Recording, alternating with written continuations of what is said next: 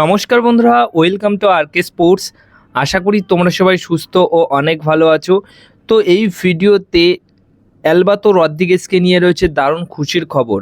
মোহনবাগান দলের এই বিদেশি ফুটবলের সাথে মোহনবাগান দল আরও কিছু সময়ের জন্য চুক্তি বাড়াবে। এই বিষয়টা নিয়ে এই ট্রান্সফার মার্কেট খোলার আগে আপডেট শেয়ার করেছিলাম যে অ্যালবাতোর সাথে মোহনবাগান দল চুক্তি বাড়াতে চাই, কিন্তু সেই সময়তেই অ্যালবাতো সেই চুক্তি বাড়ায় না, কিন্তু বাড়ানোর ইচ্ছা প্রকাশ করেছিল। একটা কারণে সেই সময় বাড়িয়েছিল না, সেটা হচ্ছে যে আইএসএল লিগ আদৌ হবে কি হবে না সেটার জন্যই আর কি তিনি সেই সময় সেই চুক্তিটা বাড়িয়ে নিয়েছিল না। কিন্তু এখন আইএসএলের সব জল্পনা, সব যে ব্যাপারটা ছিল সেটা তো কেটে গেছে, সেই জ্বরটা। তো এখন সে 2 বছরের চুক্তি, হ্যাঁ 2 বছরের চুক্তি নতুন করে বাড়িয়ে নিয়েছে। 2028 সাল অবধি এই মোহনবাগান দলে জার্সিতে তাকে খেলতে দেখা যাবে এবং খুব সম্ভবত এই সিজনে সে ক্যাপ্টেনের দায়িত্ব পালন করবে।